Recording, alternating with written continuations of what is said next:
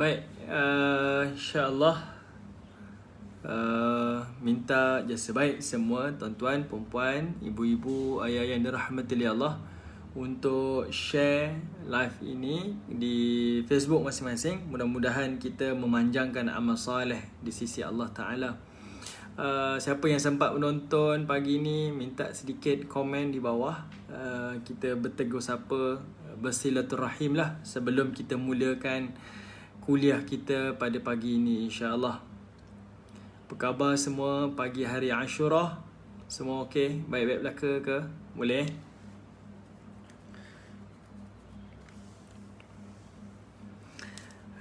Baik. Sama-sama juga kita doakan.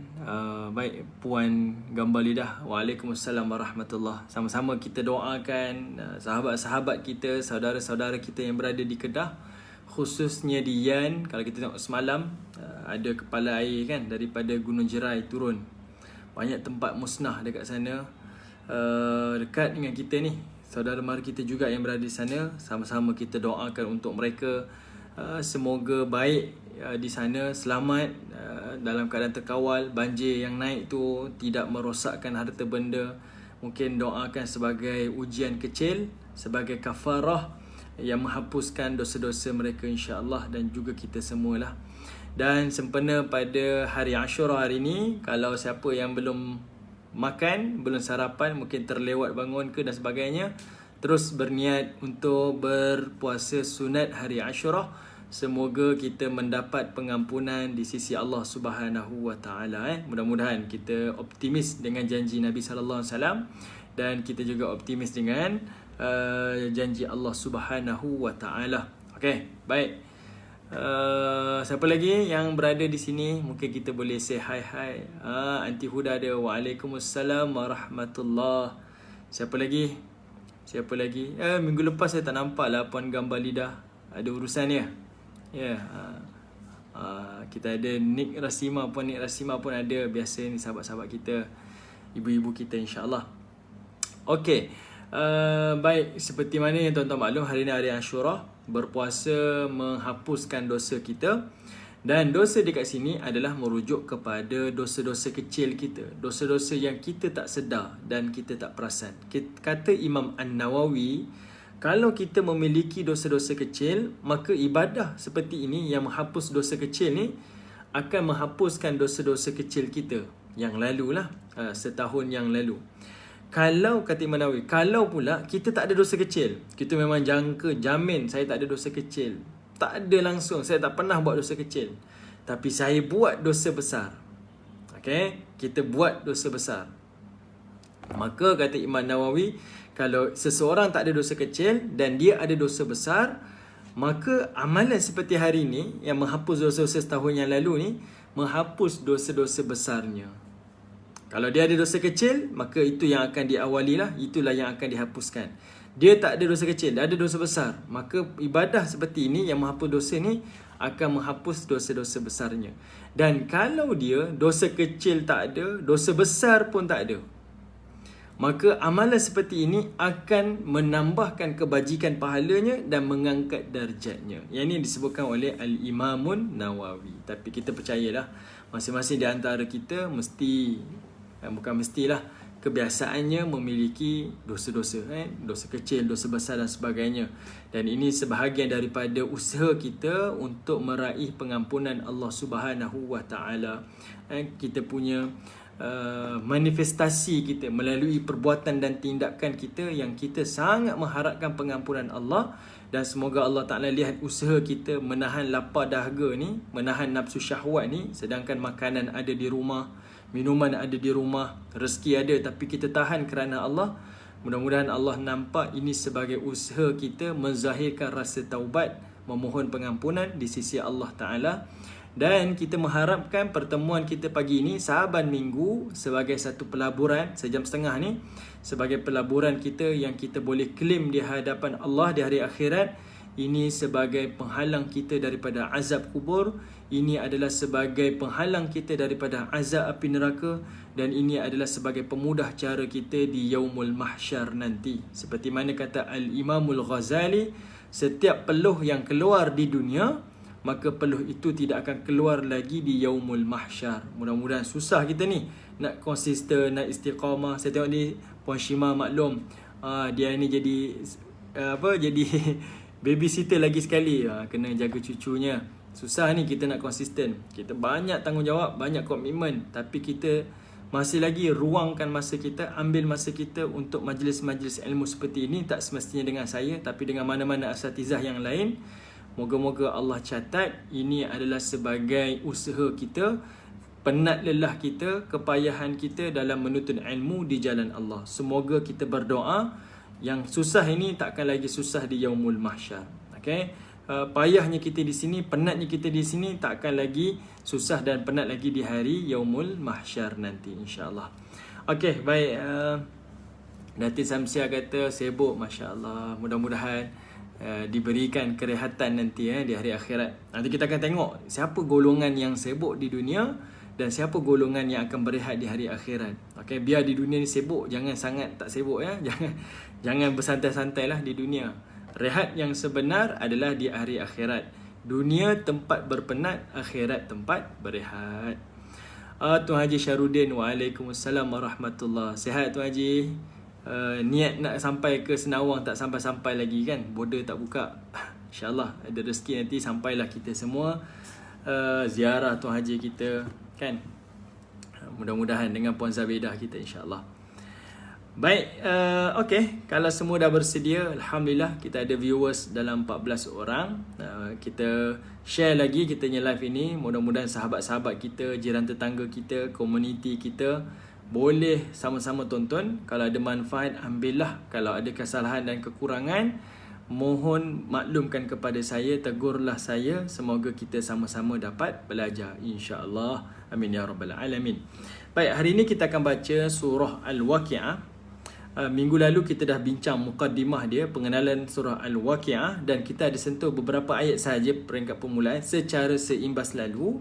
Dan hari ini kita akan mulakan surah Al-Waqi'ah daripada ayat yang pertama, dan kita akan cuba perhatikan ada beberapa perkara-perkara penting yang Allah sampaikan dalam surah Al-Waqi'ah. Sebab surah Al-Waqi'ah menyambung dan mendetailkan lagi apa yang berada di dalam surah Ar-Rahman yang kita dah bincang berminggu-minggu pada siri-siri yang lalu. Kalau tuan-tuan tengok di Facebook dan juga di YouTube PMP, tuan-tuan akan boleh dapatkan koleksi kuliah ini, live ini untuk tontonan lah yang lepas-lepas. Mungkin kita terlepas tu boleh tengok tontonan yang lepas-lepas, insya-Allah. Di YouTube ada, di Facebook pun ada, insya-Allah. Okey, bismillahirrahmanirrahim. Kita akan tengok pada ayat yang pertama. Seperti mana yang saya maklumkan kepada ibu-ibu, ayah-ayah pada minggu lalu, surah ini diberi nama sempena daripada ayat yang pertama apabila Allah Ta'ala menyebutkan idza waqa'atil waqi'ah. Kata Allah, apabila waqa'ah, iaitu terjadinya al-waqi'ah, hari yang realiti. Inilah hari yang sebenarnya. Inilah hari yang pasti akan berlaku, tidak ada keraguan. Okey. Nanti kita akan tengok ada ayat-ayat yang Allah Ta'ala sebutkan tentang manusia menafikan tentang kiamat ni. Okey. Allah rakamkan perkataan-perkataan mereka. Mereka menafikan adanya kiamat, adanya hari kebangkitan, adanya syurga neraka. Bukan nak kata orang kafir, tuan-tuan. Dalam keadaan orang yang beriman dengan Allah dan Rasul pun ada yang mengungkapkan kata-kata seperti ini. Yang ini tuan-tuan boleh tengok dalam kitab Al-Farqu Bainal Firaq. Kitab berkaitan tentang ilmu tauhid. Ada pecahan-pecahan pemikiran di dalam agama Islam. Okey. Kitab ni tuan-tuan membawakan antara contohnya macam Mu'tazilah, mereka menyangka dan beriktikad syurga dan neraka adalah khayalan. Okey. Mereka kata ini adalah khayalan sahaja. Ia adalah perkara yang tak pasti. Logiknya kata mereka, bayangkan Allah bila menyebutkan al-mizan, timbangan, itu adalah perkara yang mustahil, kata mereka. Sebab apa? Sebab sudah tentu syurga, pahala dan dosa adalah sesuatu yang tidak ada weight, tidak ada berat, tidak boleh ditimbang. Macam mana dosa dan pahala boleh ditimbang di mizan di hari akhirat? Maka dia kata semuanya ini adalah khayalan sahaja. Ini bukan nak cerita orang kafir. Orang kafir satu part kita tuan-tuan. Dalam keadaan pemikiran orang-orang Islam yang ada sekarang ni pun seperti itu. Nanti kita akan tengoklah. Tapi Allah Ta'ala nak bagi tahu hari kiamat adalah yaumul waqi'ah, hari yang pasti dan juga hari yang realiti. Tidak ada keraguan. Okay, dia adalah hari yang pasti terjadi secara pasti.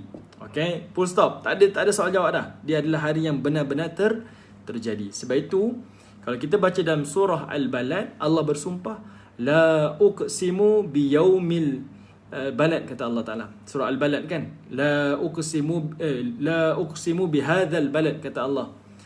Iaitu kata Allah Ta'ala, la uqsimu, tak perlu aku bersumpah dengan negeri Mekah ini. Bila orang Quraisy kata hari kebangkitan tak wujud, hari kiamat tak wujud, Allah kata aku tak perlu nak bersumpah dengan nama Mekah untuk mengatakan hari kiamat itu wujud. Sebab kiamat adalah benar-benar wujud. Ada terjemahan lain tuan-tuan, nanti saya akan sebut pada tuan-tuan. Kenapa kalau tuan-tuan tengok surah Al-Balad, terjemahan dia bukan aku tak bersumpah, tapi Allah bersumpah dengan aku benar-benar bersumpah. Nanti saya akan sentuh nanti. Yang pertama ni, bila Allah kata la uqsimu bihadzal balad, kalimah la tu adalah kalimah la nafi. Para ulama tafsir sebut ada 3 tafsiran, nanti kita akan sentuh. Pertamanya Allah kata la uqsimu, aku tak perlu bersumpah dengan negeri Mekah untuk katakan kiamat itu terjadi. Kenapa tuan-tuan?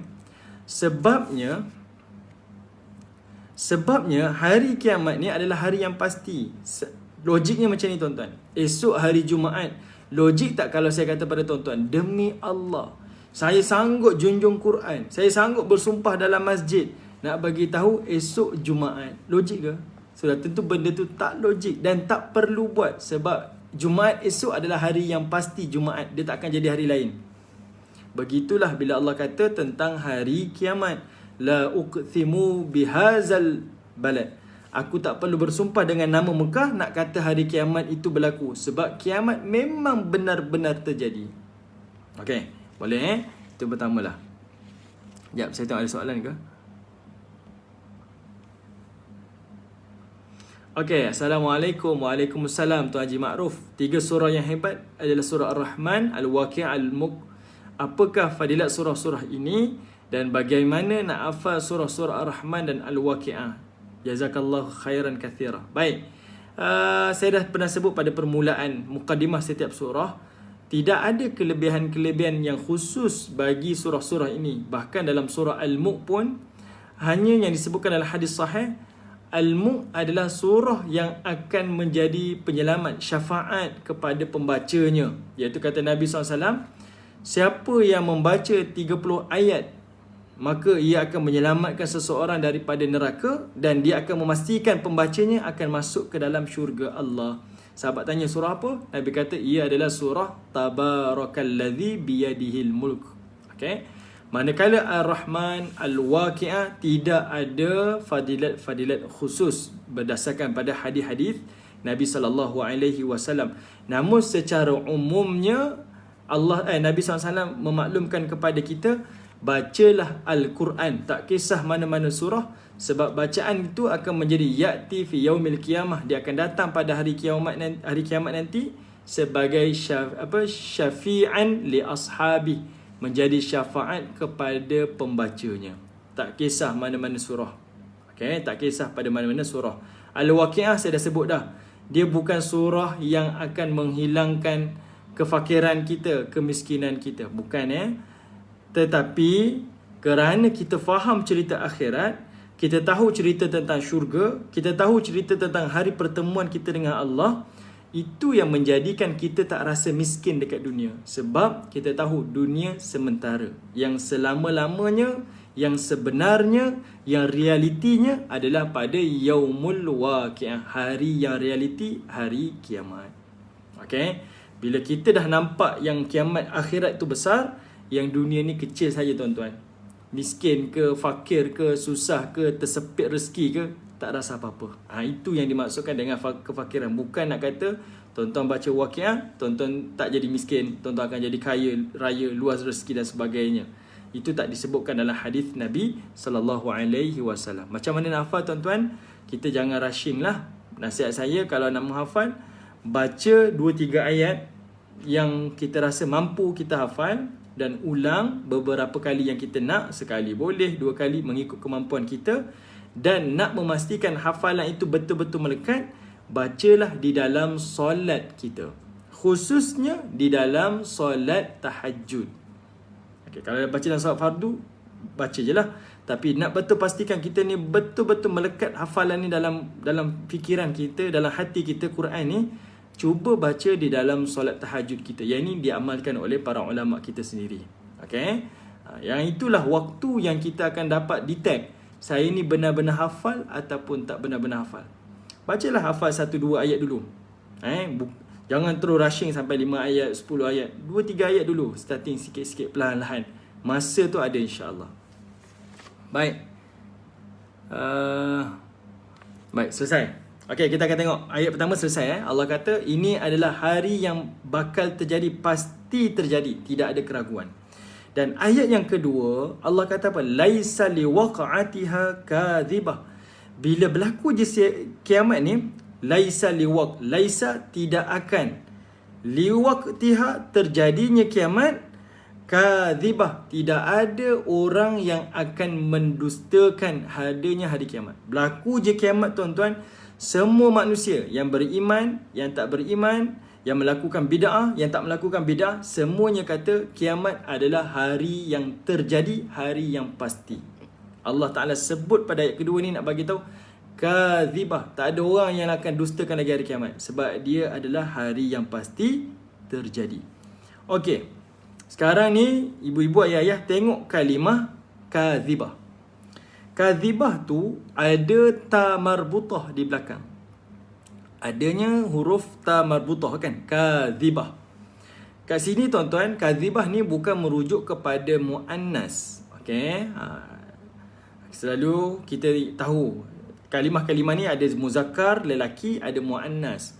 Walaupun di sini ada ta marbutah, kita tahu ini adalah kalimah muannas, tapi di sini tuan-tuan, ta marbutah di sini merujuk kepada sirah mubalaghah. Yang nak bagi tahu dia adalah benda yang apa dalam bahasa Inggeris kita, more, lebih, bersangatan. Tak ada orang yang akan benar-benar bersangatan akan dustakan. Tak ada dah. Allah Ta'ala nak tegaskan, tak ada seorang pun, walaupun dalam hati kecil dia, mendustakan hari kiamat bila berlakunya kiamat. Tak ada dah. Okey. Sebab apa ayat kedua ni berlaku, tuan-tuan? Allah Ta'ala sebut ni. Okey. Tuan-tuan tengok surah Waqiah, selak sikit. Tengok ayat 47. Tengok surah Al-Waqiah ayat 47. Surah yang sama, tengok ayat 47. Allah Ta'ala sebut apa, tuan-tuan, pada ayat yang ke-7, 47. 47 kata Allah, wa kanu yaqulun. Kata Allah Subhanahu wa Ta'ala, dan mereka ni selalu berkata. Siapa? Orang-orang yang tak beriman pada Allah. Khususnya surah ni surah Makkiyah, surah Mekah. Orang Quraisy lah yang menafikan Nabi ni. Kata Allah, wa kanu yaqulun, mereka ni selalu berkata, A'idha. Kalimah a'idha tu ada dua hamzah kan, tuan-tuan? Hamzah yang pertama tu, itu adalah hamzah istifham. Hamzah yang pertama tu, ada dua hamzah a'idha tu. Hamzah yang pertama itu adalah apakah. Okey, apakah. Hamzah tu saja bermaksud apakah, istifham. Idza tu maksudnya apabila. Apakah, apabila. Ni persoalan orang Quraisy kepada Nabi ni. Bukan mereka bertanya nak tahu, tapi bertanya untuk menafikan. Dia kata apa? Aidza mitna. Apakah apabila kami dimatikan? Wa kunna, kami dah mati dan kami dijadikan turaba, dan dijadikan tanah. Dah hancur dah. Wa idhamah, dan dah menjadi tulang belulang. Inna. Diulang lagi sekali, tuan-tuan. Inna, ada hamzah dua kan? Hamzah yang pertama tu, kalimah inna tu adalah hamzah istifham. Dia tanya lagi, apakah kami lamab'uthun, akan dibangkitkan? Tuan-tuan, dalam satu ayat ni ada dua pertanyaan. Satu aidza, satu lagi inna, kalimah hamzah tu. Allah Ta'ala nak bagi tahu mereka ni bersangat-sangatan menafikan adanya hari kiamat. Seolah-olahnya nak guna logik akal lah. nak menafikan kuasa Allah. Kita dah matilah, dah jadi tanah lah, dah jadi tulang belulang lah, boleh ke kita dibangkitkan? Kononnya nak bertanya ni, nak sedarkan Nabi, nak sedarkan sahabat Nabi SAW. Kononnya lah. Tetapi Allah Ta'ala jawab pada ayat kedua, kadzibah. Nak bagi tahu bersangatan, takkan ada orang yang berani menafikan adanya hari kiamat, sebab dia adalah hari yang benar-benar terjadi. Itu kalimah yang Allah gunakan. Kadzib sepatutnya lah, istilah kat sini gunanya kadzib, pendusta. Tapi Allah guna kadzibah, ta marbutah di hujung tu, nak bagi tahu memang takkan ada dah orang yang mendustakan. Tak ada. Sama ada dia berintikad dengan Allah ke tak kepada Allah, berlaku kiamat, tak akan jumpa dah orang yang akan menafikan ada ataupun tidak hari kiamat. Boleh? Tuan-tuan yang dirahmati oleh Allah? Jelas Boleh. Okey, kemudian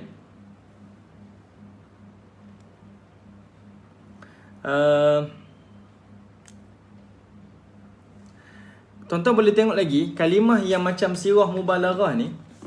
Contoh-contoh lah macam kita sebut kalimah macam surah Ar-Rahman yang kita dah sentuh dah. Ar-Rahman datang daripada kalimah dia, kata akar dia, root word dia adalah rahimah. Rahimah, penyayang. Tapi Allah Ta'ala tambah alif nun di hujung tu. Kalau Ar-Rahman dia tak ada alif nun kan, dia ada alif kecil, mad asli kat atas tu. Ar-Rahman dekat situ nak menunjukkan penyayangnya Allah kepada hamba dia bersangatan. Itu sirah mubalaghah, Ar-Rahman. Sama juga dengan kalimah Al-Quran. Saya dah sentuh kan, saya dah sebut pada tuan-tuan dahulu. Al-Quran, root word dia qara'a, baca. Tapi ditukar menjadi Al-Quran. Ini adalah kitab yang dibaca bersangatan tu macam mana? Kitab yang dibaca berkali-kali, berulang-ulang, berzaman-zaman. Itu Al-Quran. Sama lagi dengan kalimah Qurban. Kita sebut kurban. Kurban ni daripada kalimah kurbu ataupun qariba, dekat. Tapi dengan amalan kita menyembelih, kita menyembelih haiwan kurban ni, dia ada alif nun belakang tu. Nak bagi tahu kamu buat ibadah ni, kamu akan lebih dekat bersangatan dengan Allah Ta'ala. Kurban. Okay, kalimah al-kurban ada tambah alif nun di belakang. Okay. Baik, terima kasih pada Hanti Huda. Puan Syimah hari ni mungkin tak sempat nak catat nota-nota ni. Minta bantuan sahabat-sahabat yang ada untuk kita sama-sama buat rekod buat rekod nota-nota kita. Okey, baik tuan-tuan yang dirahmati oleh Allah Ta'ala. Jadi kat sini kita nampak laisa liwaqa'atiha kadzibah. Allah kata bila berlaku kiamat, kiamat tu benda yang terjadi, pasti, reality. Itu adalah hari reality. Kemudian Allah kata kadzibah, berlaku je kiamat, orang lain tak ada nak nafikan dah. Tak ada orang yang akan mendustakan. Dan satu lagi clue tuan-tuan Allah sebut, dekat sini Allah gunakan kalimah kadzibah, pendusta. Yang mana kalimah pendusta ni adalah merujuk kepada ucapan. Okay, dusta ni adalah merujuk kepada ucapan. Dia tak bermaksud berpaling. Kalau berpaling, dia merujuk kepada tindakan. Nak bagi tahu tuan-tuan, contoh ada orang Muslim yang mungkin dari sudut mulut dia kata saya percaya kiamat. Tapi dari sudut perbuatan dia tak percaya kiamat. Solat pun tidak, ambil rasuah, makan riba, ambil benda haram, rezeki syubhah. Sebab apa? Walaupun lidah kata saya percaya kiamat, tapi perbuatan dia berpaling. Soalnya dia tak meyakini adanya hari kiamat. Sebab itu dia sangat berani untuk bermaksiat. Okey, itu satu part. Tapi di sini Allah kata kadzibah, dia pendusta. Nak bagi tahu kalau mulutnya pun tak percaya kiamat, perbuatannya lagilah tak percaya kiamat. Boleh faham maksud saya? Boleh Sebab kalau Allah Ta'ala kata dia berpaling, itu merujuk pada perbuatan saja. Mungkin lidah beriman, tapi perbuatan tak beriman. Okey, Allah Ta'ala mesti akan gunakan kalimah aridah. Itu maksudnya berpaling. Yang selalu kita sebut dan kita baca yang Quran, ada kalimah mu'ridun. Orang-orang yang berpaling. Dia tak beriman dari sudut perbuatan, tindakan. I'tiqad, hati dia mungkin beriman. Tapi bila Allah kata dia kadzibah, lidah dia dusta, artinya perbuatan dia lebih lagi. Lidah tak beriman, perbuatan pun dia tak beriman. Abah, Yep, mana abah? Mana ibu? rumah kebun. Okey, baik Boleh tuan-tuan yang dirahmati oleh Allah, boleh ikuti saya. Saya ulang lagi sekali Bila Allah guna kalimah kadzibah dekat sini, nak bagi tahu mereka tak beriman dari sudut ucapan dan mereka tak beriman dari sudut perbuatan. Kalau Allah guna kalimah aridah, berpaling, berlaku kiamat, orang takkan ada lagi orang yang berpaling ni. Maksudnya dia tak beriman dari sudut perbuatan, tetapi dari sudut lidah mungkin beriman. Kan biasa macam tu tuan-tuan. Lidah cakap lain, buat cakap lain kan. Tapi macam mana saya sebut tadi contoh lah. Mulut beriman tapi perbuatan tak beriman. Solat pun tidak, puasa pun tidak. Tapi kalau dia kata mulut pun tak beriman, perbuatan dia lagilah tak beriman. Okey, boleh jelas? Boleh. Okey, tuan-tuan yang dirahmati oleh Allah Subhanahu wa taala. Jadi kalimah kadzibah adalah merujuk kepada ucapan manusia yang tak beriman. Dan ucapan tak beriman ni tuan-tuan, jangan kita tengok orang kafir je. Orang Muslim hari ini pun ramai yang cakap, ramai yang tak meyakini adanya hari kiamat. Tuan-tuan boleh tengok Twitter anak-anak kita, anak-anak muda, bukan luar negara tuan-tuan, Malaysia. Twitter ni jarang-jarang lah kita ada kat sana. Ramai kat kita, ibu-ibu ayah ramai di Facebook. Tapi kalau masuk Twitter, tuan-tuan akan tengoklah watak yang berbeza dalam masyarakat kita. Dengan bahasanya, percakapannya, kotornya, kesatnya, kasar. Saya bukan nak menghukum, tapi realitinya seperti itu. Okay, kita akan tengok di sana. Dan ramai yang tak mengaku, tak beriman, tak percaya dan sebagainya. Dan dia timbulkan persoalan-persoalan di tempat yang tak sewajarnya. Nak tanya hukum, tanya pandangan di Twitter. Tak percaya, tak beriktikad, bagilah jumpa dengan orang yang selayaknya untuk bertanya dan berhujah kan. Kalau hanya di Twitter, golongan-golongan mereka sajalah mereka akan jumpa. Okay, boleh Tuan-tuan boleh dapat saya punya point insya-Allah. Okay, ada satu hadis tuan-tuan. Kita ni dalam hidup ni, ucapan kita, lidah kita ni memang kena berhati-hati. Sebab dia sangat bahaya. Ada satu hadis kudusi. Kalau tuan-tuan baca dalam satu hadis kudusi, hadis ni ada sahih. Hadis kudusi ni, saya tengok. Hadis kudusi ni tuan-tuan daripada riwayat Al-Imamul Bukhari. Okay. Al-Imamul Bukhari tuan-tuan, dia bawa satu hadis kudusi yang mana hadis ni daripada Nabi, tapi ia adalah firman Allah. Yang mana Allah Ta'ala menyebutkan dalam satu hadis, kata Allah, kadzabani ibnu Adam walam yakul lahu dzalik. Kata Allah Ta'ala, anak Adam mendustakan aku. Saya ambil sikit masa tuan-tuan untuk baca hadis ni. Allah kata apa? Anak Adam dustakan aku. Walam yakul lahu dzalik, sepatutnya dia tak patut buat macam tu. Wa syatamani walam yakul lahu dzalik. Dan anak Adam memaki aku, sedangkan anak Adam tak patut buat aku macam ni. Tuan-tuan, ada dua poin Allah sebut dalam hadis ni tuan-tuan. Ni firman Allah hadis kursi. Allah kata kita ni anak Adam ni, manusia ni, ada yang mendustakan Allah dan ada kalangan kita yang memaki Allah. Bukan Nabi sebut, Allah sendiri kata. Apa dia tuan-tuan? Allah sebut contoh dia. Orang yang mendustakan Allah ni iaitu bila dia kata apa? Lan yu'idani kama bada'ani wa laysa awwalul khalqi bi ahwani alayya min i'adati. Dia kata apa? Allah kata orang yang memaki, yang mendustakan Allah ni adalah orang yang menafikan adakah dia kata apa? Allah tidak akan membangkitkan aku sebagaimana Allah menciptakan aku pada penciptaan yang pertama. Padahal penciptaan yang pertama lebih mudah ke atas diriku berbanding menghidupkannya semula. Allah Ta'ala bagi contoh. Antara ucapan yang mendustakan Allah adalah ucapan orang yang tak percaya adanya hari kiamat. Kenapa tuan-tuan? Saya nak bagi satu perbandingan. Bila sebut dusta, bohong, iaitu ucapan yang tak selari dengan realiti. Saya cakap dengan tuan-tuan, saya pergi kelas hari ni. Realitinya kita tak pergi kelas. Jadi ucapan tu adalah ucapan berbohong. Dia tak selari dengan realiti. Jadi realiti dekat sini, Allah kata kiamat tu ada. Ini adalah hari realiti, hari waqiah. Tapi kita kata kiamat tak terjadi, pembalasan tidak ada. kita sedang berbohong. Sebab ucapan kita tak selari dengan realiti.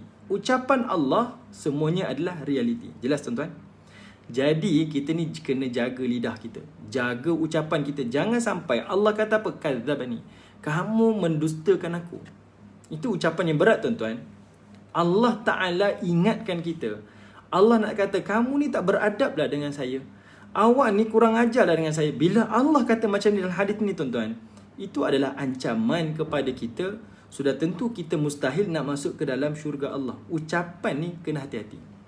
Okay? Dan Allah kata apa? Wasyatamani, dan kamu memaki aku. Memaki ni lagi berat tuan-tuan. Kata Allah Ta'ala, siapa yang memaki Allah ni? Apabila dia kata ittakhazallahu waladan, iaitu dia kata apa? Orang yang memaki Allah ni, dia kata Allah ada anak, Allah memiliki anak.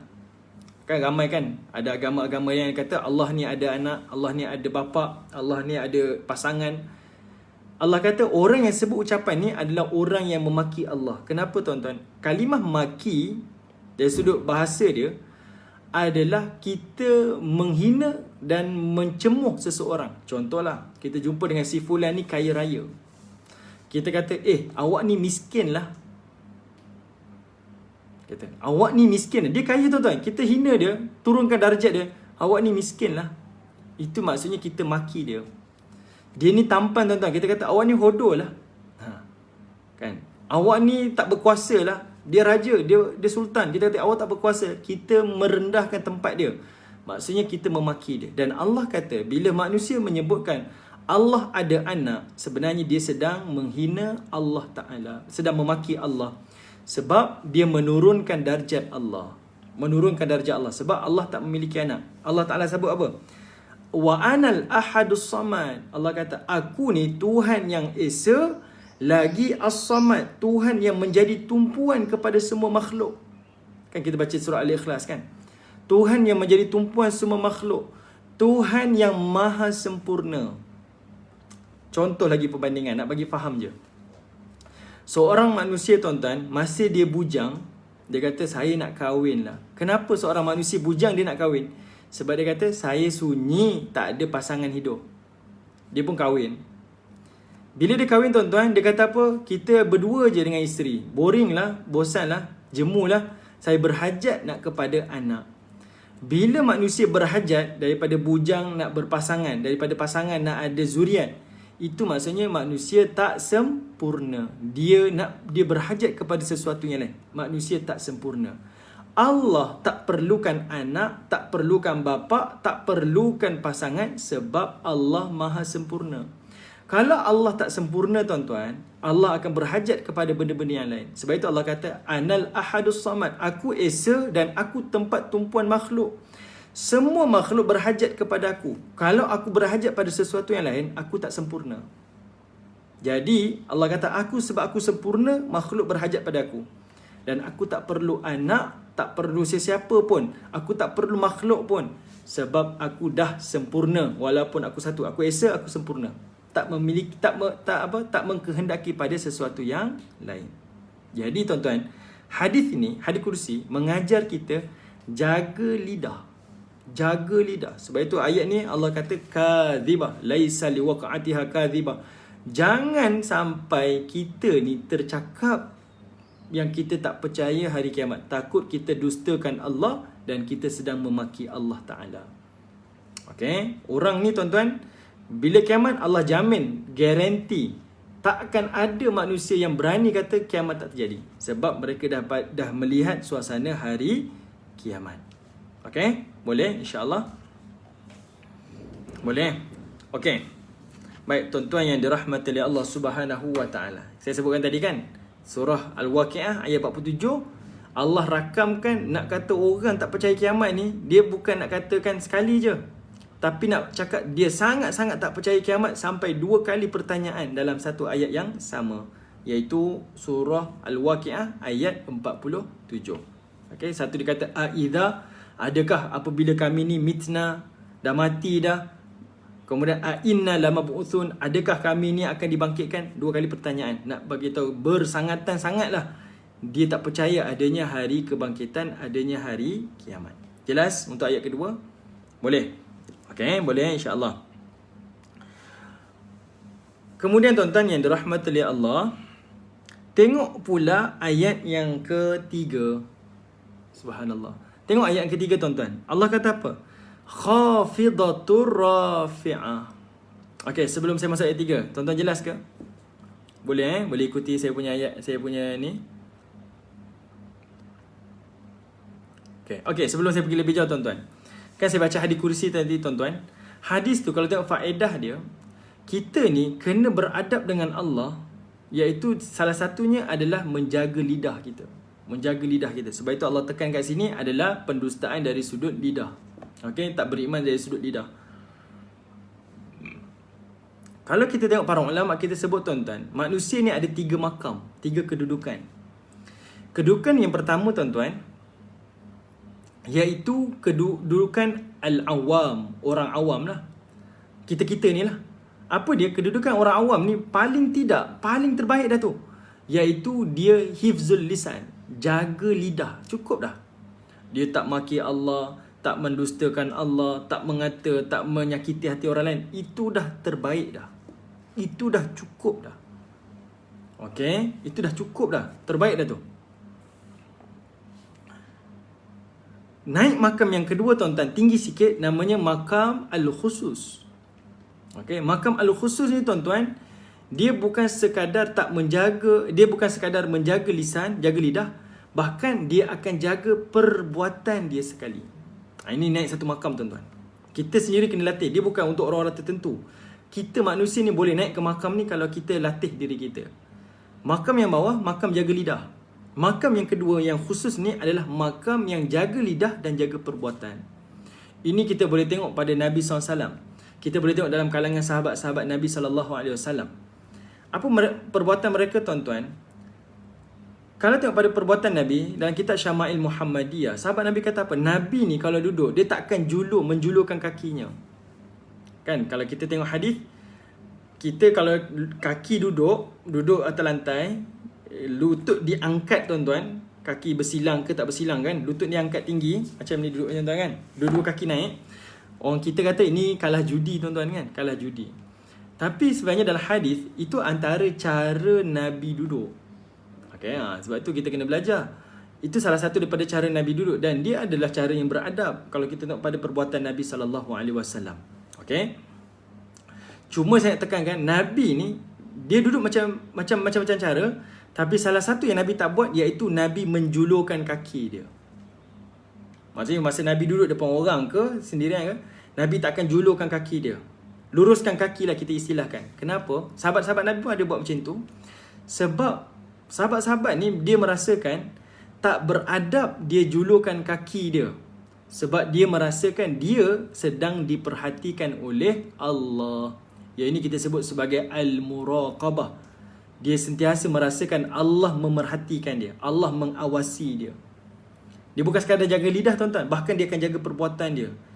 Dia julur kaki tu, dia rasa saya tak beradab lah depan Allah, sebab Allah memerhatikan saya. Jadi perbuatan tu tak senonoh. Macam kita lah, ada orang tua kita, mak ayah kita tuan-tuan, kita duduk depan mereka, adakah senonoh beradab kita julurkan kaki kita, lunjurkan kaki kita di hadapan mereka? Kita menghadap Sultan Agung tuan-tuan, beradab ke kita kalau kita lunjurkan kaki menunjuk kepada mereka? Tak. Nak cakap tuan-tuan, sangat jaga perbuatan. Macamlah juga dengan Abu Sa'id Al-Khudri. Abu Sa'id Al-Khudri tuan-tuan, kalau tak dalam sebagian riwayat, dia kata Abu Sa'id ni dia mandi tak pernah, saya minta maaf sebut, tak pernah bertelanjang. Sebab apa? Sebab Abu Sa'id Al-Khudri dia mengatakan tak beradab kalau saya mandi bertelanjang di hadapan Allah. Sebab apa dia kata macam tu? Sebab dia merasakan Allah sentiasa memerhatikan kehidupan dia, diri dia. Jadi bila dia rasa Allah memerhatikan dia, malulah saya bertelanjang ni. Nak kata orang yang sampai makam al-khusus ni, dia bukan sekadar jaga lisan dah, dia juga jaga perbuatan dia. Okay. Naik satu lagi makam tuan-tuan yang paling tinggi, iaitu makam al-khususul khusus. Makam ni tuan-tuan, dia bukan sekadar jaga lisan, bukan sekadar jaga perbuatan, bahkan dia juga menjaga fikiran dia. Kan kita pernah jumpa tuan-tuan, ataupun kita pernah dengar kisah ulama-ulama Nabi, para sahabat, yang sentiasa beristighfar. Bila kita kata bila kita bertanya ataupun kita terfikir, mereka ni melakukan dosa ke? Sudah tentu mereka kata, ya, saya berdosa. Mereka tak melakukan dosa, tuan-tuan, tapi mereka beristighfar, mohon keampunan, sebab mereka jaga fikiran mereka. Apa yang terlintas, apa yang terbisik ni, ada kalanya mungkin adalah perkara-perkara maksiat. Kita manusia kan? Jadi mereka merasakan itu juga adalah dosa di sisi Allah. Jadi mereka beristighfar. Jaga lisan, jaga perbuatan dan juga jaga pemikiran. Jadinya tuan-tuan, kalimah kadzibah ni Allah sebut, sebenarnya kamu jaga lidah cukup dah. Okay? Sebab lidah ni akan membawa kepada perbuatan, lidah juga akan membawa kepada pemikiran. Kalau lidah dah berani cakap saya tak percaya kiamat, perangainya lebih lagi dahsyat, tuan-tuan. Pemikirannya lebih lagi dahsyat. Tapi kalau lidah masih lagi cover-cover, tuan-tuan, perbuatan ya dia buat, pemikiran mungkin ya, tapi lidah dia cover-cover. Dia tak berapa terang sangat nak kata dia tak percaya. Dia masih lagi takut-takut. Tapi kalau lidah dah bercakap, itu nak kata dia betul-betul tak beriktikad, tak percaya kepada Allah Ta'ala dan juga hari kiamat. Jelas? Okay. Yang ketiga, tuan-tuan, kata Allah Ta'ala, bila berlakunya kiamat, maka ada golongan nanti akan jadi khafidah, yang direndahkan, dan juga rafi'ah, dan juga ditinggikan. Ada golongan yang akan direndahkan dan juga ada golongan yang akan ditinggikan. Okey, satu soalan, tuan-tuan. Kenapa Allah dahulukan kalimah khafidah? Yang direndahkan tu didahulukan. Rafi'ah, yang ditinggikan tu dikemudiankan. Boleh juga Allah sebut rafi'atun khafidah. Allah Ta'ala bila kiamat, dia boleh tinggikan sesiapa, dia boleh rendahkan sesiapa. Sekadar berfikir je. Kenapa Allah awalkan ayat di sini khafidatur rafi'ah? Dia rendahkan sesiapa yang dia nak, dia boleh tinggikan sesiapa yang dia nak. Ayat yang ketiga ni, tuan-tuan, adalah ayat yang ketiga ni, tuan-tuan, adalah merujuk kepada ayat yang kedua. Okay. Ayat ketiga ni adalah merujuk pada ayat kedua. Golongan yang tak beriktikad adanya kiamat, golongan yang tak percaya adanya hari pembalasan, hari kebangkitan, Allah kata golongan ni lah aku akan khafidah, aku akan rendahkan mereka. Walaupun di dunia dia terhormat, dia mulia, dia banyak follower, dia banyak pengikut, banyak anak murid, banyak orang percaya pada dia, aku akan khafidah, rendahkan dia, junamkan dia ke dalam neraka. Dan golongan yang kamu bersenda-senda, yang kamu ketawa-ketawakan, rafi'ah, aku boleh muliakan dia, angkat dia setinggi-tingginya ke dalam syurga aku. Okay, itu antara sebab kenapa Allah awalkan kalimah rendah tu khafidah, baru diikuti dengan kalimah rafi'ah. Boleh? Tuan-tuan yang dirahmati oleh Allah Subhanahu wa taala, kita kena percaya dan meyakini yang merendahkan makhluk, yang meninggikan makhluk adalah keputusan Allah, adalah kerja Allah Ta'ala. Ini yang kita kena pegang dan ini yang kita kena yakini. Kita tengok ada manusia, tuan-tuan, daripada miskin jadi kaya. Fikiran kita mesti kena cakap Allah yang memuliakan dia. Kita tengok ada seorang makhluk turun, tuan-tuan, turun tahta, jatuh miskin, jatuh bankrupt. Kita kena tengok, tuan-tuan, Allah yang memiskinkan dia. Sebab dalam satu hadis, tuan-tuan, hadis kudusi juga. Nah, hadis ni, tuan-tuan, saya bacalah kitab hadis ni. Dia kata apa? Ada satu hadis dalam riwayat Imam Al-Bukhari. Allah Ta'ala berfirman, kata Nabi SAW, iaitu Allah Ta'ala berfirman dalam hadis ni, yu'zini benu Adam yasubbud dahar wa ana dahar. Kata Allah Ta'ala, anak Adam, Allah kata, anak Adam, makhluk ni, manusia ni sedang menyakiti aku, iaitu Allah.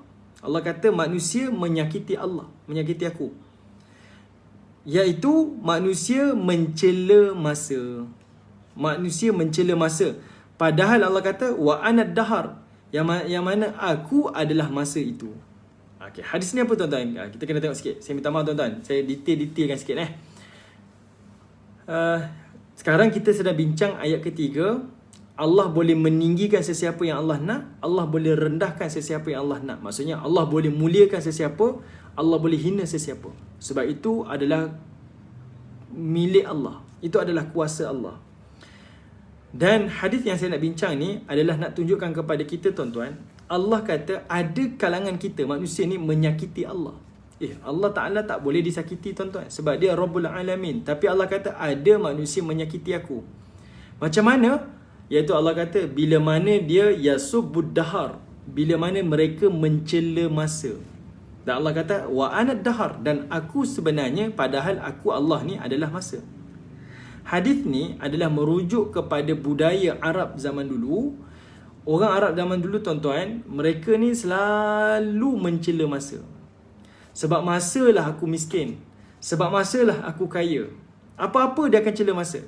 Kalau dalam bahasa kita, kita mencela nasib. Nasib baik saya buat macam ni, sebab tu saya macam ni. Nasib baik saya macam ni. Kita tak sandarkan takdir kita kepada Allah. Kita sandarkan takdir kita dengan nasib. Napalah saya buat macam ni? Kenapa saya buat macam ni? Nasib saya tak baik sebab macam ni. Kita tak meyakini saya macam ni sebab Allah, saya macam ni sebab Allah. Saya minta maaf tuan-tuan. Kenapa keluarga saya kena pandemik? Ni sebab kedai itulah. Dia salahkan ni, disalahkan itu, dia tuduh itu, dia tuduh ni. Dia tak melihat semuanya ini adalah ketentuan dan takdir Allah. Siapa yang buat macam ni tuan-tuan, yang duk kata nasib saya baik sebab macam ni, nasib saya buruk sebab macam ni, tak sandar pada Allah semua perkara ni, Allah kata inilah hamba yang menyakiti aku. Hadis ni riwayat Bukhari, hadis sahih tuan-tuan.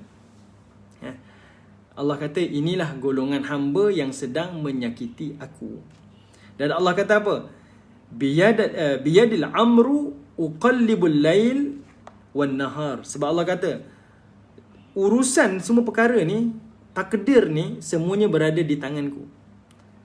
Akulah yang membolak-balikkan siang dan juga malam. Allah yang mentakdirkan adanya malam, Allah juga mentakdir adanya siang. Tak boleh kita nak kata sebab apa malam? Sebab dah 7 malam. Tak boleh jadi Allah boleh siangkan dia.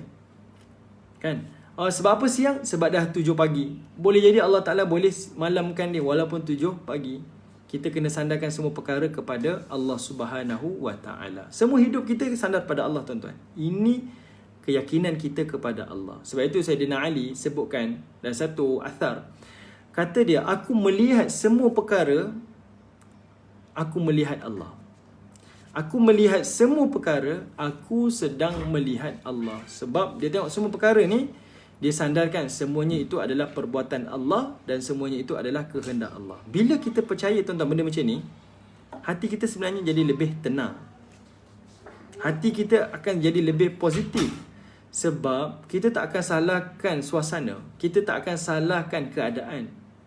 Sebab kita tahu jadinya macam ni, suasana macam ni, pilihan Allah, kehendak Allah. Bila semua sandar pada Allah tuan-tuan, kita tak akan fikir apa masalah. Kita akan fikir macam mana saya nak selesaikan masalah. Sebab semua ketentuan Allah dah, kehendak Allah. Saya yang kena usahakan nak selesaikan masalah. Tuan-tuan faham maksud saya kan? Ini hadis ni antara positif, inilah yang diajarkan dalam hadis-hadis Nabi SAW. Ini disebut sebagai hadis Qudsi. Hadis yang datangnya daripada firman Allah Subhanahu wa Ta'ala. Okey. Baik tuan-tuan yang dirahmati oleh Allah Subhanahu wa Ta'ala. Ada satu kisah tuan-tuan. Cerita tentang ada seorang ulama ni namanya Abu Turab. Abu Turab nama dia. Gelaran ni juga adalah gelaran untuk Sayyidina Ali kan. Tapi ada seorang ulama ni namanya Abu Turab. Dia duduk dekat asal mana saya tak ingat lah Abu Turab ni. Tapi disebutkan dalam kisah-kisah para ulama lah. Abu Turab ni tuan-tuan, dia ni hijrah ke Mekah untuk belajar. Dan dia sangat-sangat perlukan duit, harta, wang lah, untuk dia berbelanja. Dan takdir Allah, dia dapat rezeki. Ada orang bagi dia harta dan dia dapat. Dia dapat harta tuan-tuan, dia ambil sebahagian untuk keperluan dia. Yang lebihan tu dia pergi infak ke orang di Mekah. Okay, dia pergi infak harta kat Mekah. Masa dia infak harta kat Mekah ni tuan-tuan, masa dia pergi infak ni, ada seorang pengemis, orang susah, pergi di hadapan Abu Turab ni, minta Abu Turab, Abu Turab bagi saya duit.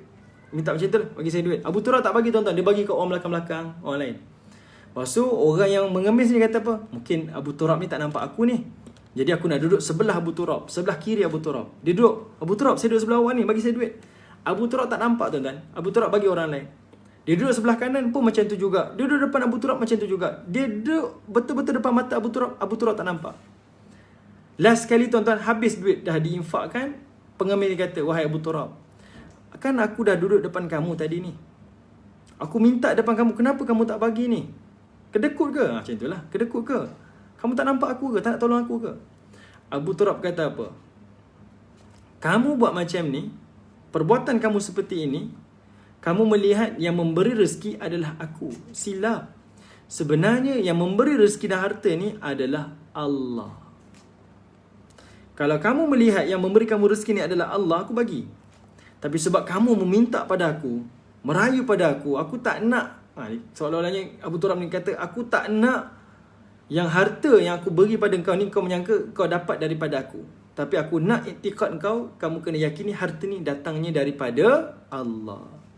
Jadi tuan-tuan, kalimah khafidatul rafi'ah ayat ketiga ni tuan-tuan mengajar kita yakin dunia akhirat Allah boleh tinggikan sesiapa, Allah boleh rendahkan sesiapa. Begitulah di syurga neraka nanti, Allah boleh tinggikan sesiapa, Allah boleh rendahkan sesiapa. Cuma pada ayat ketiga ni memberi kita maklumat, orang yang nafikan hari kebangkitan, hari pembalasan, adanya hari kiamat, Allah akan benamkan dia dekat neraka nanti. Walaupun dunia dia terhormat, dia mulia, dia ramai follower, ramai pengikut, ramai yang percaya kata-katanya, ia bukan mustahil di sisi Allah Subhanahu wa ta'ala. Okey? Boleh? Itu ayat yang ketiga. Ayat yang keempat tuan-tuan. Okey, kita tengok ayat yang keempat. Okey, kalau tuan-tuan boleh buat nota, ayat 4, ayat 5, ayat 6, ini Allah Ta'ala memberi gambaran permulaan berlakunya kiamat. Allah kata apa? Idza rujjatil ardu rajja wa bussatil jibalu bassa fakanat haba'am munbatha. Allah kata apabila bumi digoncangkan dengan segoncang-goncangnya, bumi digegarkan dengan segegar-gegarnya tuan-tuan, yang mana gegaran bumi ni akan gegar sampai menghancurkan. Okey, gegaran bumi yang Allah kata idza rujjatil ardu rajja ni, goncangan dan gegaran ni adalah goncangan dan gegaran yang akan menghancurkan, lumatkan semua benda. Okey. Hari ni tuan-tuan tengok di Yan, mungkin di kalangan kita ada orang daripada Gunung Jerai, daripada Kedah. Kita tengok tenang sebelum-sebelum ni, ataupun bumi yang kita pijak di PMP ni, di Subang, di Ijuk, di Selangor, di Johor. Kita duduk sini tuan-tuan, kita rasa tenang.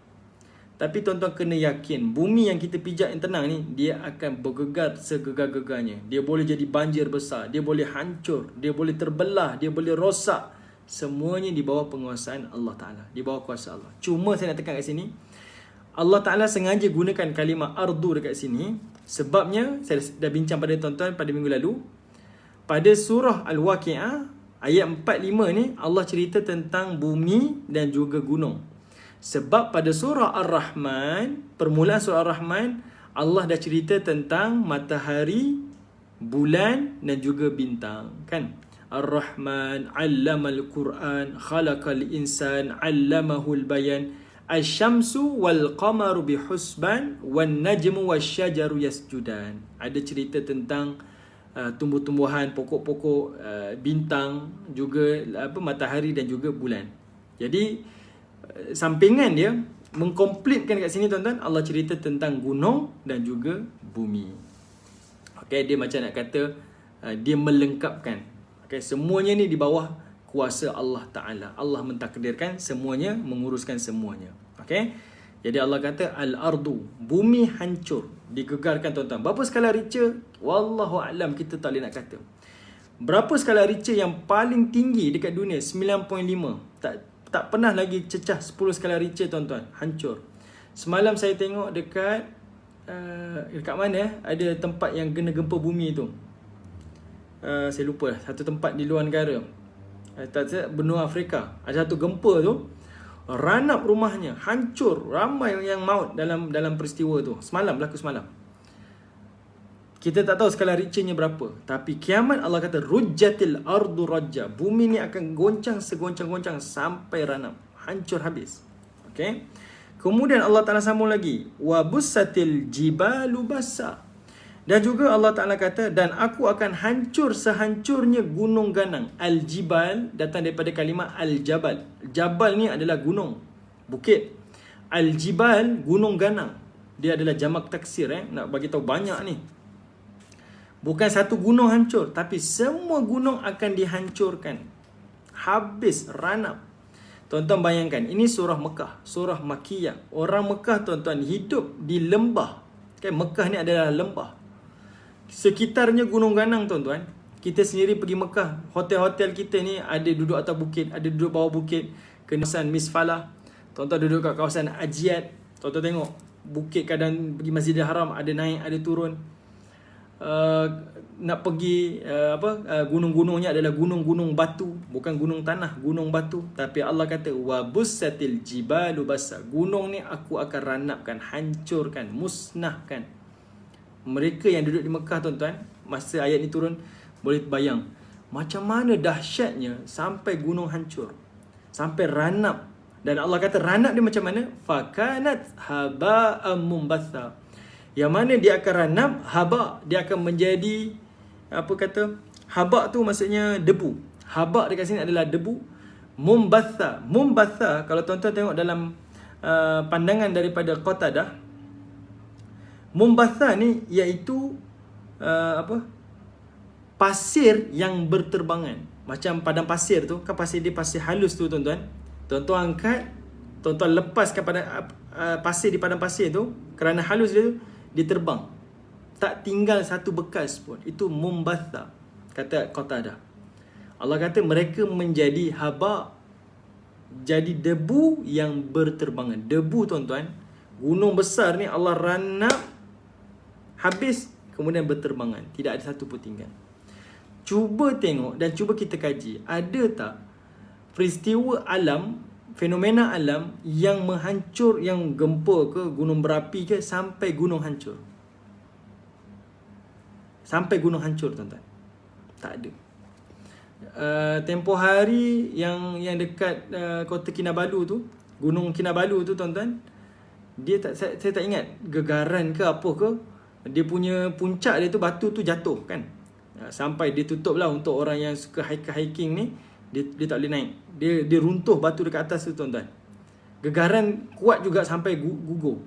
Itu baru gugur, tuan-tuan, kita dah rasa takut, kita rasa tak selamat. Bayangkan, ni Allah kata ranap, bukan satu, semua ranap dan berterbangan, tak tinggal bekas. Kalau kita baca Quran, tengok ayat-ayat lain, tuan-tuan, fungsi gunung ni Allah Ta'ala sebut. Bila Allah cerita tentang nikmat dunia, Allah mesti cerita gunung. Contoh dalam ayat lain, bila Allah Ta'ala sebut cerita nikmat dunia, Allah mesti cerita pasal gunung. Mesti ada cerita langit, cerita gunung, kan? Salah satu lah. Sebab apa? Sebab gunung ni, dia nikmatnya kat dunia, dia adalah wal jibala autada. Gunung ni adalah sebagai pasak. Pasak kat sini adalah paku. Kalau gunung tak ada, tuan-tuan, bumi ni bergoyang. Okey? Bumi ni goyang. Dia adalah pasak. Batu dia pasak sebab dia punya akar gunung tu sangat dalam. Dia mengukuhkan pergerakan bumi ni. Okey, itu nikmat. Bayangkan kalau kiamat, paku tercabut, tuan-tuan. Meja kita, rumah kita, tuan-tuan, paku tercabut. Apa jadi, tuan-tuan? Kalau gunung hancur, bumi hancur. Itu istilah dia lah. Kalau rumah kita paku tercabut, semua paku tercabut, tuan-tuan, rumah kita roboh, runtuh, ranap. Itu gambaran dia. Tuan-tuan tengok dalam ayat lain, dalam surah Luqman. Kalau tuan-tuan boleh tulis nanti, surah Luqman, surah 31 ayat 10. Surah Luqman, surah 31 ayat 10. Allah ada rakam, kata Allah, wa alqa fil ardi rawasiya an tamida bikum. Wa alqa fil ardi rawasiya an tamida bikum. Allah nak kata apa? Gunung ganang ni adalah sebagai sandaran, yang Allah kukuhkan bumi ni sebagai sandaran.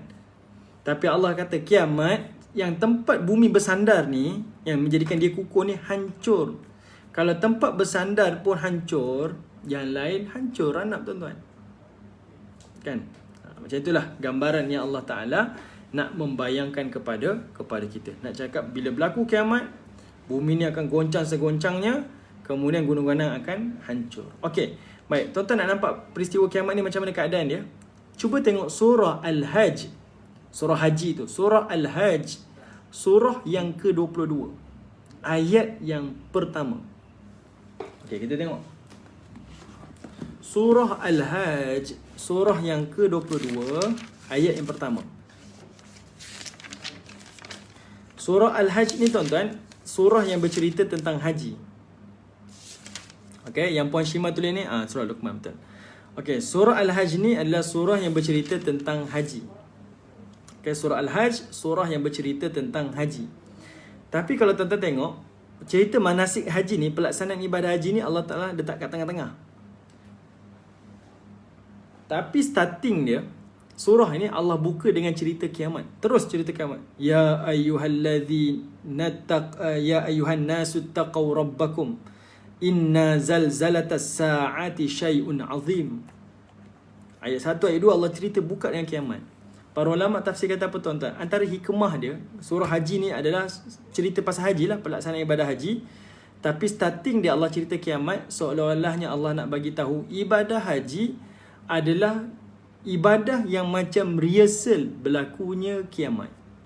Rehearsal berlakunya kiamat. Sebab bila kita pakai ihram, kamu kaya ke, kamu miskin ke, kamu mampu pakai pakaian yang mahal-mahal, sampai waktu dia, kamu kena tanggalkan semuanya. Dan itu sahaja pakaian yang kamu ada. Orang kaya, Tan Sri, Tun, Sir, siapa-siapa, dia hanya pakai ihram sahaja. Okay. Dia seolah-olahnya macam rehearsal, raptai kepada suasana kiamat. Dia tinggalkan hartanya, tinggalkan segala-galanya. Tidak ada apa-apa yang berbaloi untuk dia. Tak ada apa-apa yang dia nak bawa. Melainkan pada hari haji dia, ada dua saja yang diminta. Pengampunan Allah, rahmat Allah. Itu saja. Dia ada anak, dia tinggalkan tuan-tuan. Ada isteri pun dia tinggalkan. Kan kita kalau pergi sampai ke musim haji, di Padang Arafah tuan-tuan, apa yang kita bawa tuan-tuan? Tak ada apa-apa pun. Hanya bekalan-bekalan yang ada. Amalan-amalan kita lah kalau di hari akhirat. Pakaian kita yang kaya ke, semua tidur sama tuan-tuan. Berlambak je dalam kemah.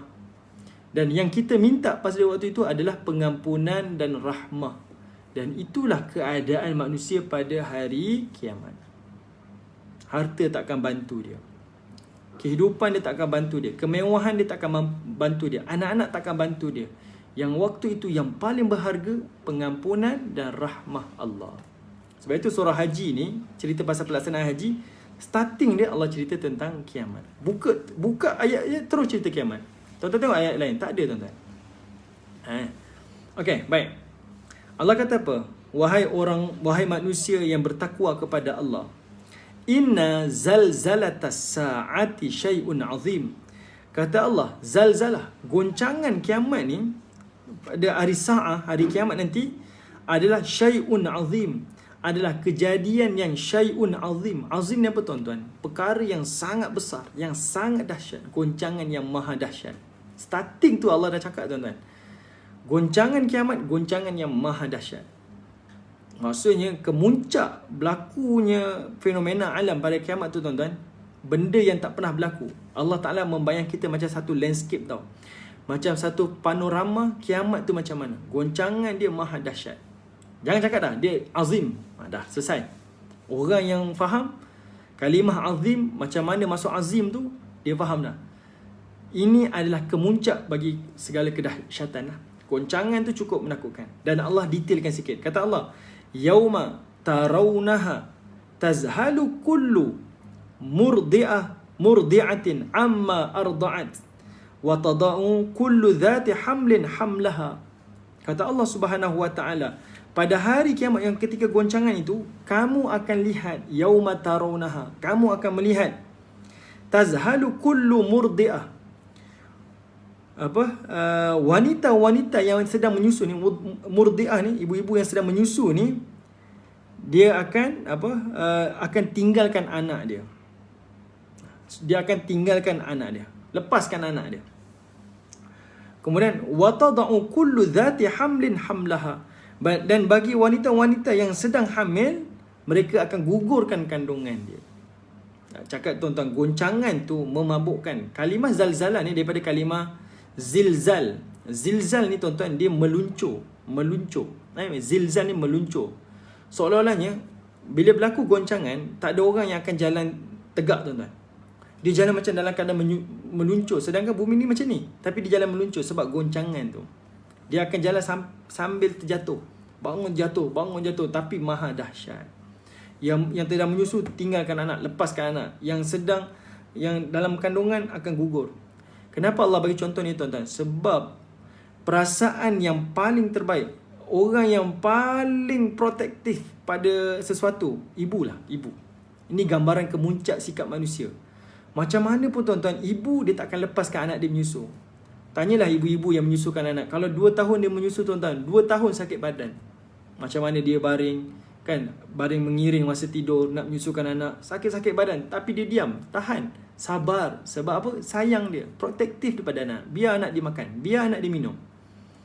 Kalau dalam kandungan tu tuan-tuan, jaga sungguh, sayang sungguh, sampai sakit-sakit badan, tulang-tulang ni semua sakit. Tapi tak rasa pun, tak apa, biar saya sakit, anak ada. Kan? Berapa ramai tuan-tuan. Sebab itu ganjaran antara syahid akhirat ni, ibu yang meninggal ketika melahirkan anak. Sebab apa? Korbankan nyawa dia untuk nyawa anak dia. Ini satu kelebihan. Tapi Allah kata kiamat sampai satu tahap, mereka tak peduli dah. Sebab suasana goncangan yang maha dahsyat. Okay? Dan Allah Ta'ala kata apa? Wataran nas, dan kamu akan tengok manusia sukara wa ma hum bisukara. Kamu akan tengok manusia ni macam orang mabuk, sedangkan mereka tak mabuk. Orang mabuk jalan macam mana tuan-tuan? Dia jalan menyengit je kan? Dia nampak semua sengit. Dia jalan macam tu kerana goncangan yang maha dahsyat tu. Allah kata manusia jalan dah tak normal sebab dia meluncur semuanya, meluncur. Istilahnya lah, meluncur. Okey, sangat dahsyat. Allah kata macam orang mabuk tapi mereka tak mabuk. Tak minum arak tapi mereka jalan macam orang mabuk. Sebab maha dahsyat. Okey. Baik, ini antaralah yang Allah Ta'ala sebut bayangan pada hari kiamat. Okey. Selesai ayat 4, ayat 5, ayat 6. Okey. Allah kata bumi akan goncangan, gunung ganak akan dihancurkan. Tidak ada fenomena alam yang menggerakkan banjir ke, gegaran gempa bumi ke, gunung berapi ke, gunung ranap. Tak pernah tuan-tuan. Tuan-tuan tengoklah, cubalah kaji, bacalah mana-mana fakta sejarah, takkan jumpa. Tapi bila Allah kata gunung hancur kiamat, itu last. Itu adalah gegaran yang maha dahsyat. Okey, gegaran yang maha dahsyat. Okey. Orang tebang balak tuan-tuan, saya minta maaf lah. Mungkin orang yang terlibat tak suka kan tebang balak. Orang kata di Gunung Jerai itu sebab ada pembalakan haram kan, jadi hujan lebat, jadi semua jadi kepala air. Kalau betul lah tuan-tuan ada pembalakan haram, macam mana pun dia buat, datanglah banjir ke, kehancuran ke, gunung steady lagi, bumi bukit masih lagi kekal lagi, utuh lagi tuan-tuan, walaupun dah ditarah dan sebagainya, ada pembalakan haram. Tapi kiamat tuan-tuan, saya nak sebut pada tuan-tuan, nak cakap dia sangat-sangat dahsyat. Sangat-sangat dahsyat sampai dia ranap tuan-tuan, hilang, tidak berkesan, tidak ada kesan dia. Allah kata sampai hancur, sampai jadi debu dan dia berterbangan. Subhanallah. Subhanallah. Kita tak boleh nak bayangkan macam mana dahsyatnya waktu tersebut. Okey, baik. Bila berlaku je saat ini tuan-tuan, maka masuklah ayat ke-7 sampai ayat yang ke-12. Okey.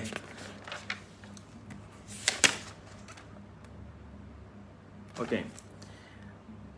Berhenti sampai ayat 6 ni tuan-tuan. Bila Allah kata apa? Berlaku kiamat, tak ada orang dusta dah. Semua orang akan yakin sebab mereka dah berada kiamat, dah nampak kiamat tu. Kemudian Allah akan rendahkan sesiapa yang Allah nak, Allah muliakan siapa yang Allah nak. Dan Allah kata apa? Permulaan kiamat bila langit hancur, bila bumi hancur, bila gunung ganas hancur. Berlaku je tuan-tuan, maka masuklah fasa akhirat. Fasa akhirat ni lah tuan-tuan, Allah membahagikan manusia kepada 3 golongan, 3 kumpulan. Okey, boleh tuan-tuan boleh ikuti kuliah saya. Okey, sebelum saya nak sebut pada tuan-tuan tentang 3 golongan ni, kalau tuan-tuan tengok dalam surah An-Naba, kalau tuan-tuan tengok dalam surah At-Takwir, okey, kalau tuan-tuan tengok dalam surah At-Takwir, pada ayat yang ke-7, surah At-Takwir, surah 81, ayat yang ke-7. Okay. Surah yang ke-81, ayat ke-7, surah At-Takwir. Allah kata apa? Wa idzan nufusu zuwijat. Apabila jiwa-jiwa dipertemukan.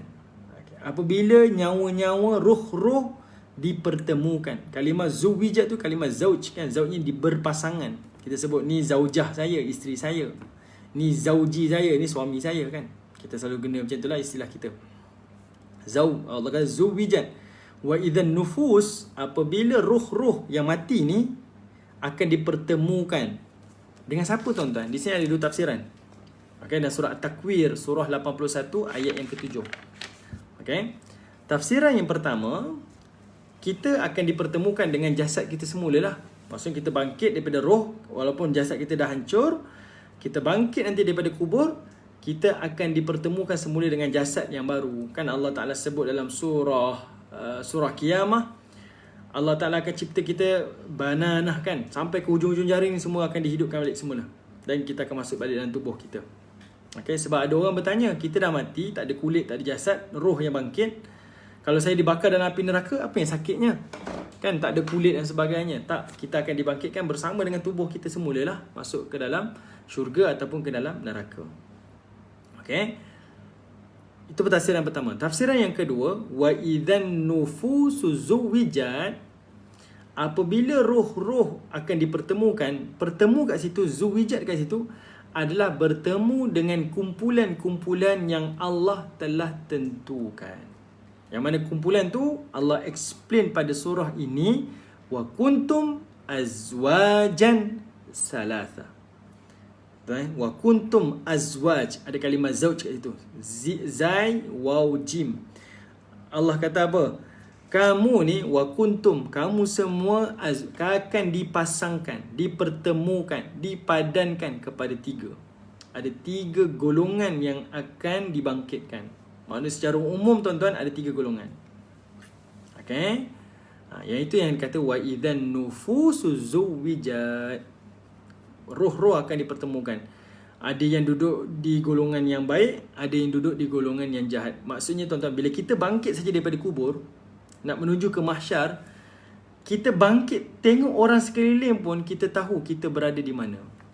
Kita tahu kita jumpa dengan siapa.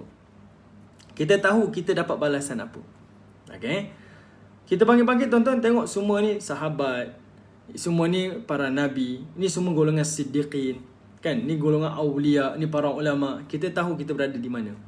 Okay, tiba-tiba kita bangkit tuan-tuan dengan artis K-popnya, ni Blackpinknya, saya minta maaf tuan-tuan, ni anak-anak kita lah yang layan-layan K-pop, hiburan, ni artis itu, ni si fulan ni, si fulan ni, ni diva tu, diva ini. Kita tahu kita berada di mana.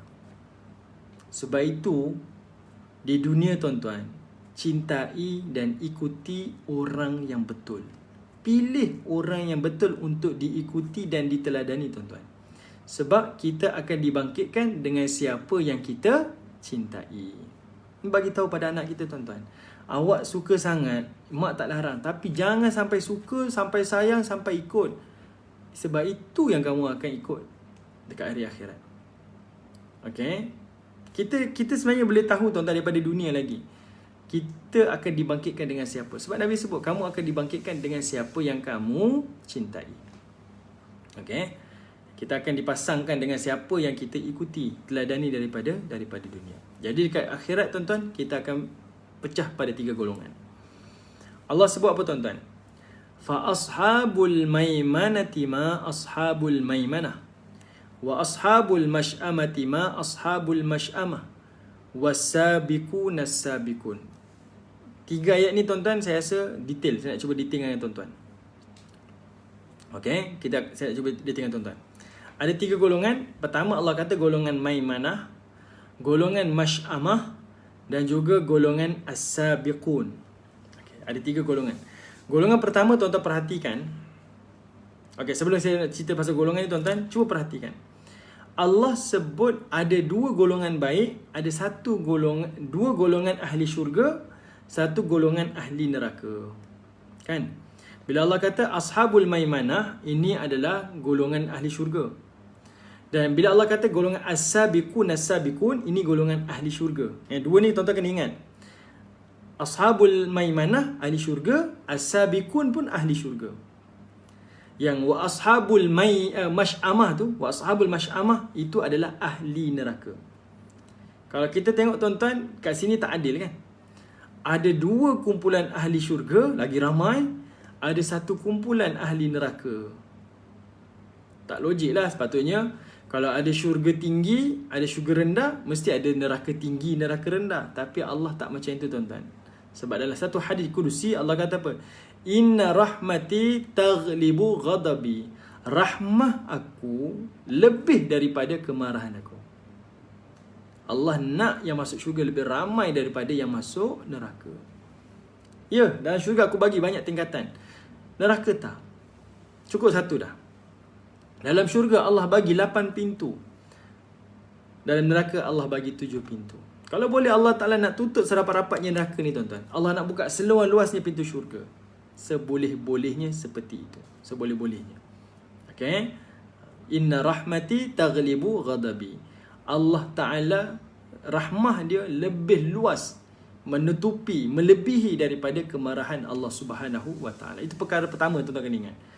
Cerita tentang ini, iaitu golongan Maimanah, satu lagi golongan As-Sabiqun. Manakala golongan Masy'amah, golongan ahli neraka.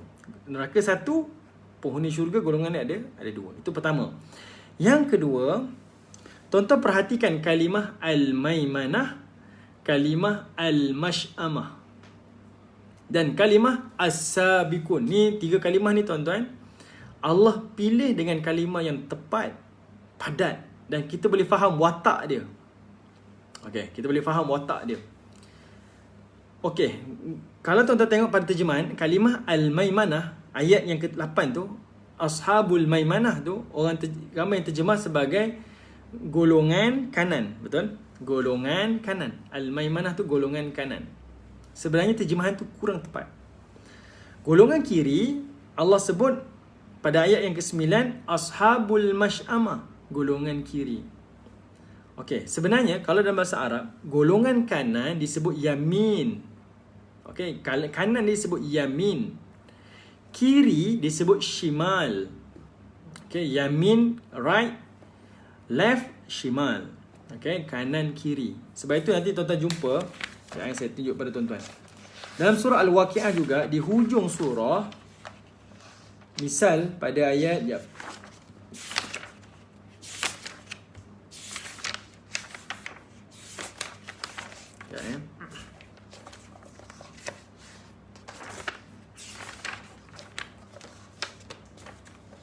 misal pada ayat yang ke-41.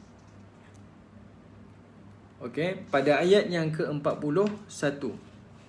Tuan-tuan tengok surah Al-Waqi'ah ayat yang ke-41, bila Allah Ta'ala cerita tentang golongan kiri, Ashabul Masy'amah tu, pada ayat 41 Allah kata apa? Ashabus Shimal. Baru Allah sebut ni golongan kiri.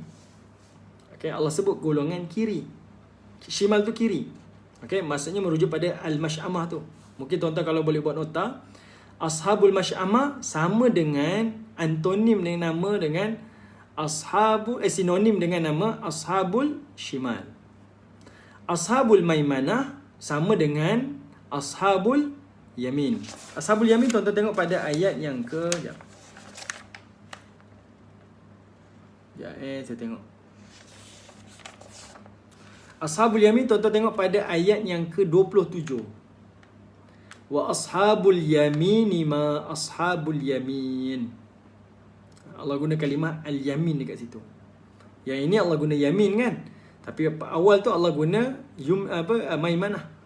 Yang kedua Allah guna Masy'amah. Pada hujung surah Allah gunakan shimal. Okey, as-sabiqun, akhirnya Allah guna nanti kalimah al-muqarrabun. Okey, baik. Kita nak bincang dulu kalimah ni. Ada masa lagi sikit tuan-tuan. Kalimah Al-Maimanah yang merujuk pada golongan kanan ni, Maimanah datang daripada kalimah Yumna. Yumna, Al-Yumna, Ya, Mim, Nun. Yumna ni dalam bahasa Arab bermaksud keuntungan. Keuntungan, golongan yang untung. Merujuk pada kumpulan kanan, macam bahasa kita lah. Hari ni Alhamdulillah saya buka Facebook, langkah kanan kita dapat kuliah. Kan? Ini kawan-kawan kita masak-masak, alhamdulillah kaki kanan kita. Kaki kiri merujuk kepada kerugian. Al-mash'amah, okey. Mash'amah daripada kalimat syu'mun, shin, hamzah, mim, yang bermaksud kerugian. Syu'mun, kerugian. Kerugian disandarkan kepada shimal, kiri. Okey. As-sabiqun, tuan-tuan, saya minta maaf lah kalau kita tak ada masa. Nanti saya akan repeat balik pada minggu hadapan. As-sabiqun. As-sabiqun ni dia datang daripada kalimah sin, ba dengan qaf. Sabaqa. As-sabiqun, kalau tuan-tuan tak terjemahan, dia diterjemahkan sebagai orang yang paling dahulu beriman kan. Tapi kalimah as-sabiqun, sabaqa ni dia diterjemahkan secara literal, maksudnya adalah berlumba-lumba. Golongan yang berlumba-lumba. Ni tuan-tuan boleh faham dah maksudnya. Siapa golongan kanan? Golongan beruntung. Siapa golongan beruntung? Kita faham. Ini orang yang beramal soleh. Siapa golongan kiri? Golongan yang rugi. Siapa golongan rugi? Golongan yang tak beramal soleh. Siapa golongan as-sabiqun ni? Yang Allah sebut dia punya darjat dalam syurga tu, syurga yang tertinggi kan. Surah Ar-Rahman dah cerita dah siapa syurga, nikmat syurga tinggi, nikmat syurga rendah. Nikmat tinggi syurga untuk as-sabiqun. Yang kita dah sibuk cerita syurga tinggi surah Ar-Rahman tu, itu golongan as-sabiqun. Syurga rendah siapa yang duduk? Ashabul yamin. Okay? Ashabul maimanah tu. Jadinya sekarang as-sabiqun, siapa yang dapat syurga tertinggi ni? Allah kata ini golongan yang berlumba-lumba. Kalau tak terjemahan, dia kata golongan yang paling dahulu beriman. Kurang tepat lah. Dia terjemahan bahasa kita. Bukan nak kata Quran tak tepat.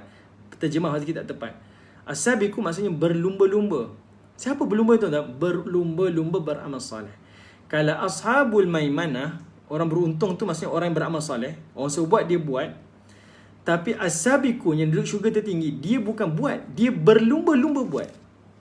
Astaghfirullahalazim. Kita tuan-tuan tak sampai darjat ni tuan-tuan. Bahkan kita duduk tanya-tanya lagi, bila lagi puasa ni? Saya rasa hari tak boleh nak puasa Ashura. Tahun depan kot. Tapi kalau mereka yang as-sabiqun, dia berlumba-lumba nak beramal soleh, nak buat. Nanti saya akan bagi contoh tuan-tuan, sahabat-sahabat Nabi antaranya macam mana. Macam kisah Umar lah tuan-tuan. Bila Allah Ta'ala haramkan arak, Allah turun 3 kali wahyu nak haramkan arak. Tapi wahyu pertama Allah kata mudarat arak banyak daripada manfaat dia. Umar dengar dah. Okey, kita dah tahu dah. Ni baru tak haram lagi, baru bagi tahu. Turun wahyu kedua, Allah kata apa? Jangan minum arak masa nak solat. Waktu lain kamu boleh minum, tapi masa solat jangan minum. Sebab apa? Arak adalah minuman asasi pada waktu itu. Jadi Allah kata jangan minum arak masa nak hampir solat, jangan minum. Umar dah boleh agak, ini mungkin nak diharamkan sebab dah turun 2 kali dah. Masuk wahyu ketiga, Allah haramkan secara mutlak arak. Apa yang dilakukan oleh Umar tuan-tuan? Umar Al-Khattab pecahkan semua arak-arak yang ada di kota Madinah. Tak ditinggalkan walaupun satu titis. Satu tempayan jangan cakap lah, satu titis pun tak ditinggalkan. Semua dipecahkan. Allah kata haram, haram.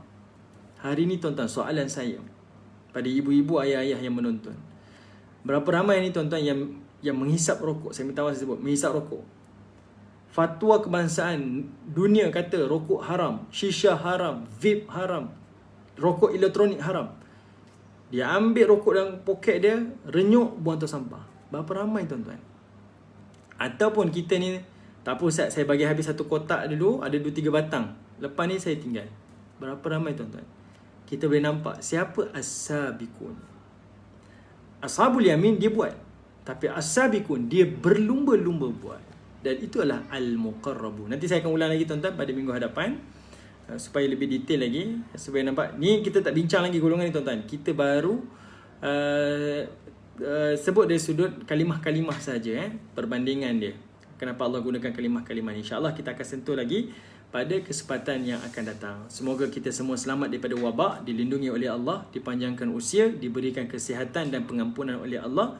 Kita jumpa lagi pada minggu hadapan, insya-Allah. Tak ada apa-apa soalan tuan-tuan?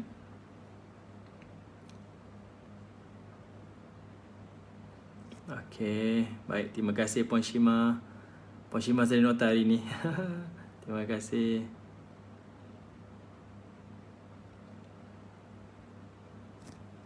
Okey, minggu depan kita akan sambung pada ayat yang ke-8. Sebab saya tak bincang lagi tuan-tuan. Kenapa, contohnya saya tunjuk kepada tuan-tuan, kenapa ayat yang ke-8 ada kalimah fa ashabul maimanati ma, kat itu mim alif ma. Dan pada ayat ke-9 pun ada wa ashabul mash'amati ma, kat situ ada ma. Tapi pada kalimah as-sabiqun dia tak ada ma. Dia wasabiqu nasabiqun. Kenapa tak wasabiqu namassabiqun? Ada ma. Kenapa tak ada? Okey. Dua golongan Allah sebut ma, golongan yang ketiga tu as-sabiqun Allah tak sebut ma kat situ. Tengah-tengah tu tak ada kalimah ma. Kalau tengok teliti sikit, ayat 8 ada ma min alif. Ayat 9 pun ada ma. Tapi ayat 10 tak ada ma. Okey. Dan ma tu apa? Ma istifham ke, ma zaidah ke? Ni kita akan detail lah nanti pada insya-Allah minggu hadapan. Okey. InsyaAllah jumpa lagi. Semoga diberikan kesihatan dan kita akan jumpa pada minggu hadapan. Assalamualaikum warahmatullahi wabarakatuh.